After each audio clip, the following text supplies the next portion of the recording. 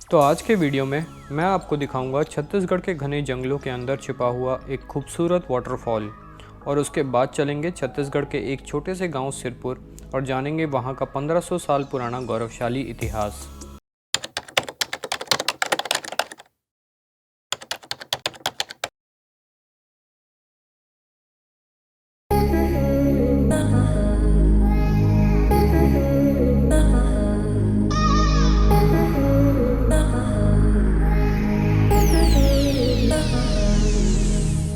गड्डीबाज में एक बार फिर आप सबका स्वागत है। मैं इस वक्त हूँ छत्तीसगढ़ के महासमुंद डिस्ट्रिक्ट में। पिछली जो मेरी ट्रिप थी जगदलपुर भी, उसमें मेरे साथ मेरा दोस्त रॉकी गया था, लेकिन अभी हाल फिलहाल मेरे साथ रॉकी नहीं है, कोई और है।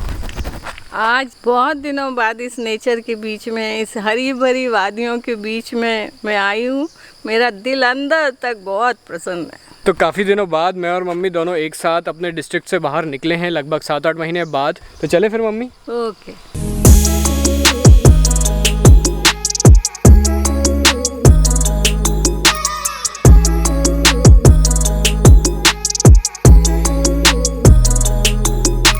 तो हम लोग अभी पहुंच गए हैं बारनवा पारा, जो फॉरेस्ट रेंज है उसके काफ़ी अंदर तक। पीछे मैंने अपनी गाड़ी पार्क की है। ये जंगलों के बीच से एक रास्ता होते हुए आता है, बीच में छोटे छोटे गांव पड़ते हैं। सामने एक वाटरफॉल है जिसका नाम है 10 कुंड वाटरफॉल। इस वाटरफॉल का मैंने काफ़ी नाम सुन रखा है। ये वाटरफॉल सीजनल है, बारिश के समय में ही यहाँ पे पानी रहता है। तो बारिश का सीज़न जाने वाला था, उससे पहले मुझे लगा कि इस वाटरफॉल को देख के आ जाऊँ। सामने थोड़ी सी एक ट्रेल है जो अंदर तक जाती है, तो मैं और मम्मी उस ट्रेल को करने के लिए तैयार हैं। मम्मी? हाँ बिल्कुल, यहाँ तो एकदम हरा भरा है। इतने ऐसे हरे भरे में तो कितना भी चला लो, मैं चल लेती हूँ। खूबसूरती देखते देखते टाइम का पता ही नहीं लगता।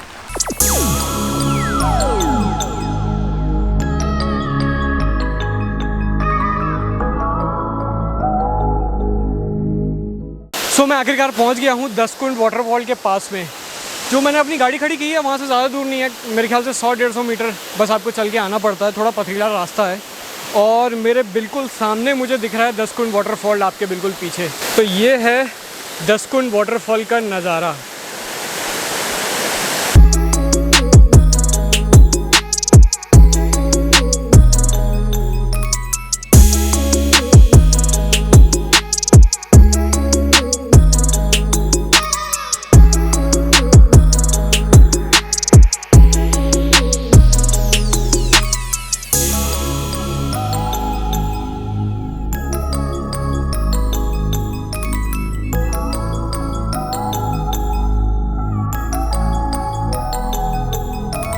तो वाटरफॉल यहाँ पे काफ़ी हाइट से गिर रहा है, लगभग 70 फीट की ऊंचाई से गिर रहा है। ऊपर जाने का रास्ता भी है, ऊपर आपको कुछ लोग दिख रहे हैं। मम्मी वहाँ बहुत दूर बैठी हुई हैं, आराम से एकदम। 10 कुंड पहुँचने के पहले से ही हमें झरने के पानी गिरने की मनमोहक आवाज़ सुनाई दे रही थी, और फिर जब 10 कुंड पहुँचे तो कुंड की खूबसूरती तो देखते ही बनती थी। बहुत खूबसूरत, बहुत ऊपर से फॉल गिरता है। यहाँ से ट्रैक करके ऊपर जाने की कोशिश करते हैं, बिकॉज वहाँ से नज़ारा और अच्छा दिखेगा। इधर से ही है ना रास्ता ऊपर जाने का? इधर से कहाँ बाएं? हाँ। हाइक थोड़ी सी ऊंची तो है बट मज़ेदार है। पहुँच गया हूँ झरने के बिल्कुल ऊपर।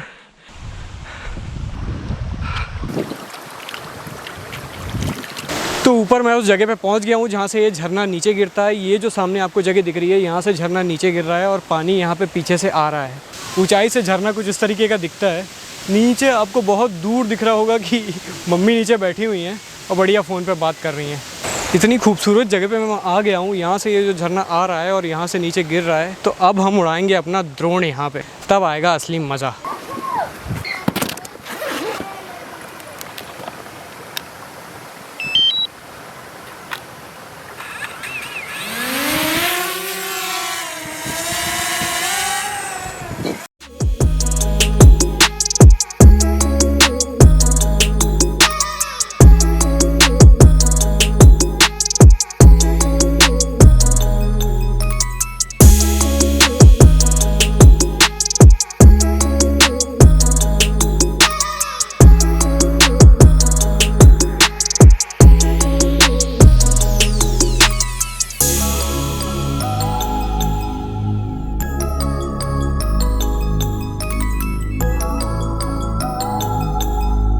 दसकुंड वाटरफॉल जी भर के घूम लिया है, अब यहाँ से निकलने का टाइम आ गया है।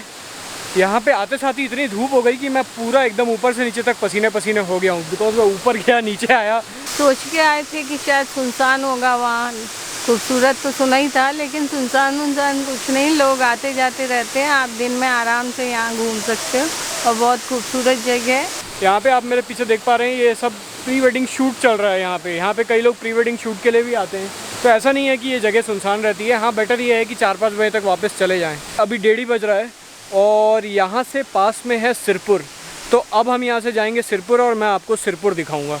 सो दसकुंड वाटरफॉल से हम लोग निकल रहे हैं। तो मेन रोड से जब हम अंदर आते हैं तो सामने आपको दिख रहा है कि पूरा एक कच्चा रास्ता यहाँ पे आता है। ये जो एरिया है बारनवापारा फॉरेस्ट रेंज के एकदम अंदर है और ऐसा लगता है कि एकदम आप जंगल के बीच में आ गए। ये यहाँ पे जो लोकल लोग हैं, लोकल जो ग्रामीण हैं, यहाँ पे गाँव वाले हैं, उनके खेत हैं। तो ये जो तार हैं इनमें इलेक्ट्रिसिटी दौड़ती है। सामने एक नोटिस लगा हुआ था, ये एक्चुअली यहाँ पे जानवरों के लिए खासकर पे लगाया गया है, बिकॉज जानवर यहाँ पे फसल काफ़ी ख़राब कर देते हैं। यहाँ पे भालुओं और हाथियों का भी आतंक रहा है इन द पास्ट, और हाथियों का झुंड यहाँ आके कई बार फसल बर्बाद कर देता है। झटका तार करंट सड़क के दोनों ओर लगाया गया है, कृपया छूने का प्रयास ना करें। अच्छा किया इन्होंने नोटिस लगा दिया है, तो कम से कम अननेसेसरी लोग छुएंगे नहीं तो वैसे भी जानवरों से ज़्यादा खतरनाक प्रजाति इंसानों की है।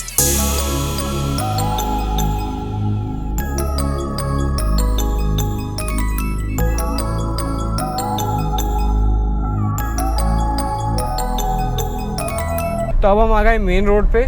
सिरपुर यहाँ से लगभग 7-8 किलोमीटर दूर है। सिरपुर की जो हिस्ट्री है इसके बारे में काफ़ी नई चीज़ें बाहर निकल के आई हैं आखिरी 20 सालों में। तो अभी अपन सिरपुर चलते हैं और वहाँ जाके मैं आपको सिरपुर की कहानी बहुत डिटेल में बताऊँगा।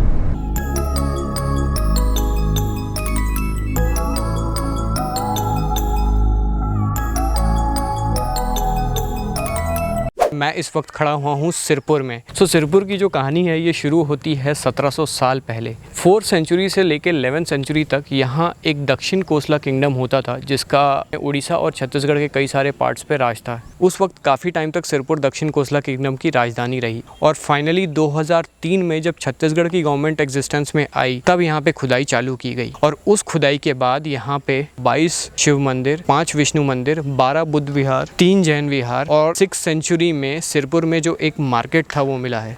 तो मैं इस वक्त उन्हीं में से एक बुद्धिस्ट मोनेस्ट्री में खड़ा हूँ जिसका नाम है तीवरदेव मोनेस्ट्री। हालांकि यहाँ के जो राजा थे वो हिंदू थे, लेकिन उन्होंने सभी धर्मों को बराबर की मान्यता दी और यहाँ ना सिर्फ मंदिर बनवाए बल्कि बुद्धिस्ट मोनेस्ट्रीज भी बनवाई और जैन टेम्पल भी बनवाए।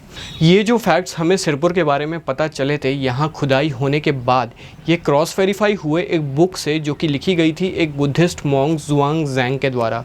जुआंग एक बुद्धिस्ट मॉन्ग थे जो 7th सेंचुरी के आसपास चाइना से इंडिया, पाकिस्तान, नेपाल, बांग्लादेश, इस पूरी जगह में जितनी भी बुद्धिस्ट मोनेस्ट्रीज थी वो उनको एक्सप्लोर करना चाहते थे। इसलिए उन्होंने 17 साल तक इंडिया का टूर किया और टूर करने के बाद जब वो वापस गए तो उन्होंने अपनी खुद की एक बुक डिक्टेट की जिसमें अपने 17 साल का एक्सपीरियंस मेंशन किया। ये जो बुक इनने लिखी है इसमें सिरपुर के बारे में कैटेगोरिकली मेंशन किया गया है और ये कहा गया है कि जब जुआंग सिरपुर आए उस वक्त सिरपुर में लगभग 100 बुद्धिस्ट मोनेस्ट्रीज थी और इन सभी मोनेस्ट्रीज में लगभग 100 बुद्धिस्ट मॉन्क्स रहते थे, यानी कुल मिला के उस वक्त सिरपुर में 10,000 बुद्धिस्ट मॉन्क्स रहते थे। जुआंग ने वापस इंडिया से चाइना जाके जो किताब लिखी थी उसका नाम है great Indian records of western region. ये बुक इस वक्त अमेज़न पे अवेलेबल है, हालांकि थोड़ी सी महंगी है, लेकिन जो हिस्ट्री लवर्स हैं उनके लिए इस बुक में ख़जाना है। इसी बुक में सिरपुर के बारे में कैटेगोरिकली मेंशन किया गया है। इसके अलावा उस बुक में ये भी मेंशन किया गया है कि सिरपुर एक तरीके से कॉमर्शियल हब था।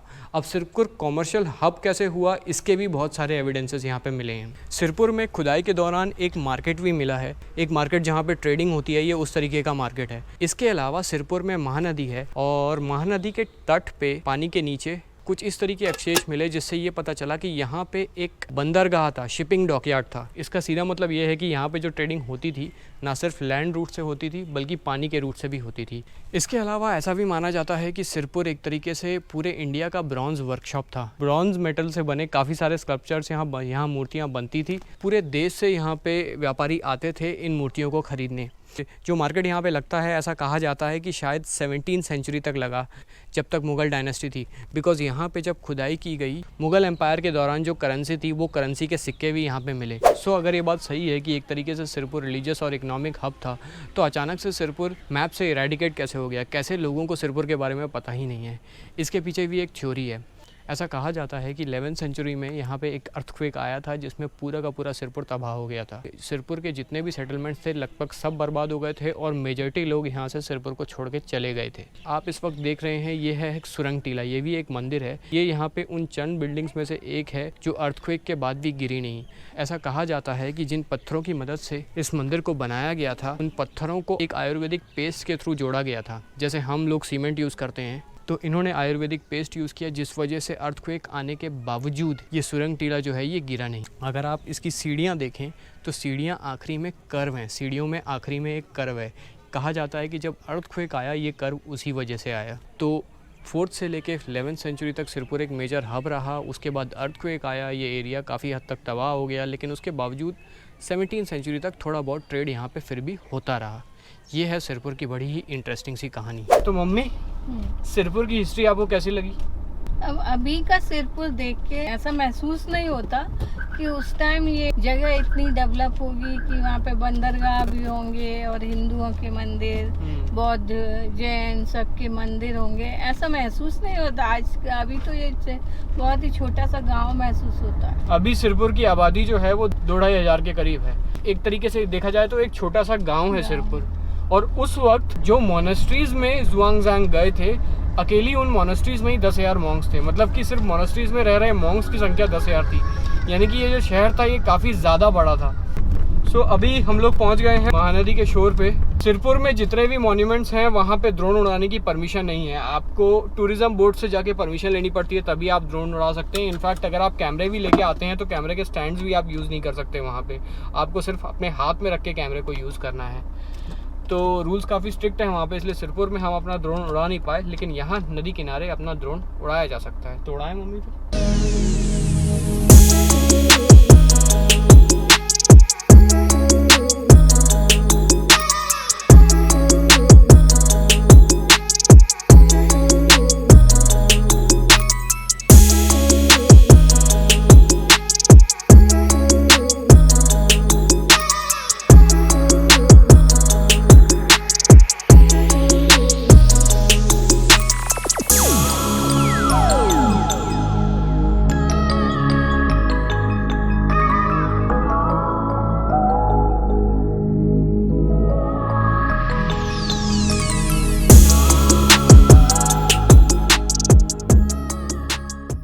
सिरपुर में हम लोग पहुंच गए हैं महानदी के तट पे। लगभग 8 महीने बाद मम्मी अपने होम डिस्ट्रिक्ट से बाहर निकली हैं। महानदी बहुत खूबसूरत दिख रही है इस शाम को। एकदम नीली नदी, नीला आकाश और ख़ास बात की किनारा इतना साफ़ सुथरा है कि देख के तबीयत खुश हो गई। ऐसे ही साफ़ सुथरे किनारे रहा करें लोग, इतना मेंटेन कर लें तो बहुत अच्छी बात है। तो आज का दिन हमारा सिरपुर में ख़त्म हो रहा है। सिरपुर में हमने सारे मॉन्यूमेंट्स देखे, सवेरे 10 कुंड वाटरफॉल्स देखे और उसके बाद हम जा रहे हैं आज अपने घर वापस, क्योंकि ये ट्रिप हमारी बिल्कुल 1 डे ट्रिप, बहुत ही छोटी सी ट्रिप थी। मम्मी आई थिंक सो 8 महीने से घर से बाहर, अपने डिस्ट्रिक्ट से बाहर नहीं निकली थी। लास्ट ट्रिप उन्होंने जो किया था वो मेघालय का ट्रिप था। तो मम्मी का पहला ट्रिप था, बिल्कुल कॉन्टैक्टलेस ट्रिप था। हम किसी होटल में, किसी रेस्टोरेंट में गए नहीं, अपने घर से खाना बना के लाए थे, गाड़ी में बैठ के खाया। तो आज का वीडियो मैं यहाँ पे ख़त्म करता हूँ। अब मैं आपसे मिलूँगा अगले वीडियो में, जिसमें मैं एक और छत्तीसगढ़ की नई लोकेशन को कवर करूँगा। तो अगले वीडियो में मिलते हैं, तब तक के लिए गुड बाय।